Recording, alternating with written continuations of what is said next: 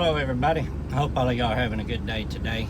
From time to time I get comments from people, negative comments and things like that, and to be honest with you, the negative comments spur me on. They make me dig deeper into God and for truth. And yesterday I made a video about not having fear. That fear didn't do anything to me. Fear didn't change me. Fear didn't make me stop being a drug addict and stop being an alcoholic and all these negative things that were giving me a wasted life. I had a wasted life till I was 45 years old because I was living it for me. I was selfish, okay? But on June 14th of 2012, I heard the voice of God. And whenever I responded to the voice of God, I was overwhelmed with love. It's like it radiated from within me and all around me. It's like God stepped down out of heaven and just embraced me. To this day, it's the most amazing thing that has ever happened to me, and I can still feel His presence. Anytime I need Him, anytime I want to feel Him, all I got to do is just be still, and He's there, and I will feel that love. And that love, His strength, His power, is what is there for me all the time, reassuring me and keeping me on this path, this straight and narrow, okay? See, the straight and narrow is to stay in love and not be religious. A lot of people think the straight and narrow is being a good person and not doing bad things, but that's really not it. It's about walking in love and not putting other people under the bondage of your religious ideologies, especially if you're living by the letter. Right? But if God has awakened in you, you will be a different person. All that negative stuff in your life, that baggage that's in your life will be washed away. And that is where I get my strength. A lot of people are saying, well, see, you need to do communion so you can remember Him.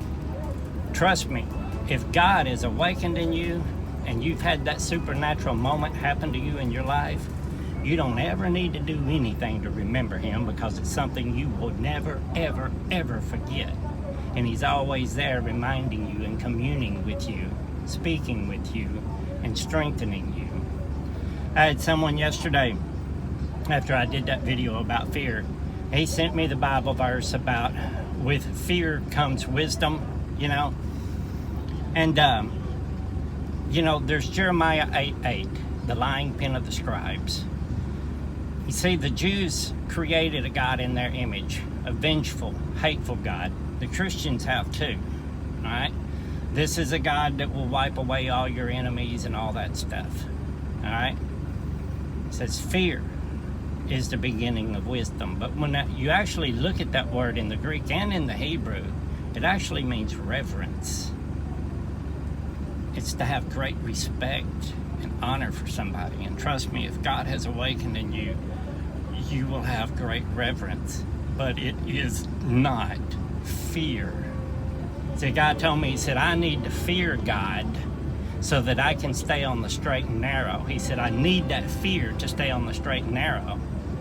And He claims to not live by the letter, but by the Spirit. But where He got that information was from the letter, needing to live in fear to stay on the straight and narrow. See, if God has really revealed Himself to you, awakened within you, God is love. I know God is love because I experienced it. It's not because I read it. And I know He is within me. I didn't need anybody. I didn't need to read that the kingdom of God is within me. I just realized it that night. So that's the problem with a lot of people.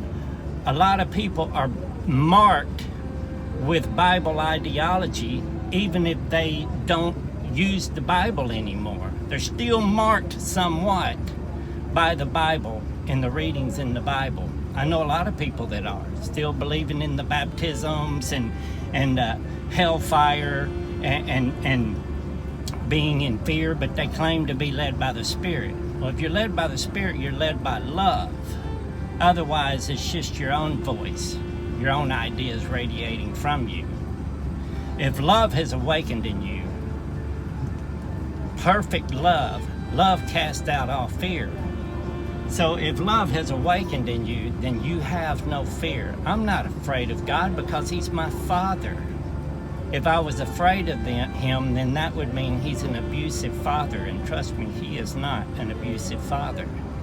He is love. Human words cannot. I wish I was a poet and could give better words to describe His love. It's amazing. And it is the exact opposite of fear.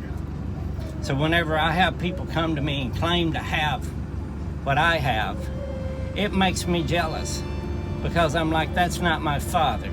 You're a false witness. You're claiming to know my Father and claim Him as your Father, and you don't even know Him. You're saying He's this and He's that and He's this. I'm not selfish. I want you to experience that love and come to the knowledge of the truth. But I'm jealous for my Father whenever you claim that He is an angry, vengeful, vindictive God and wants you to be afraid of Him so you'll be a good person. It was not fear that made me a better person.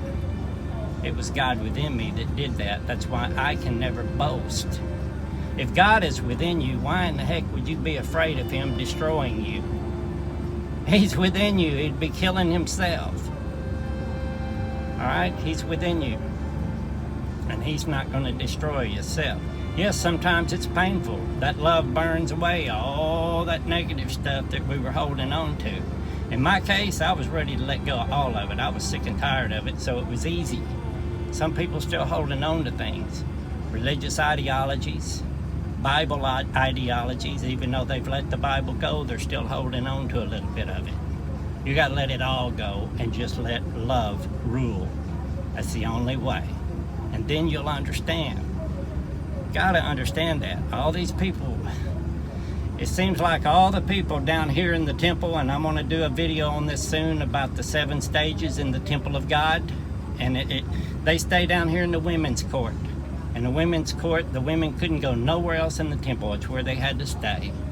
Down in the bowels. Down here in the carnal, what you can see, touch, taste, and feel.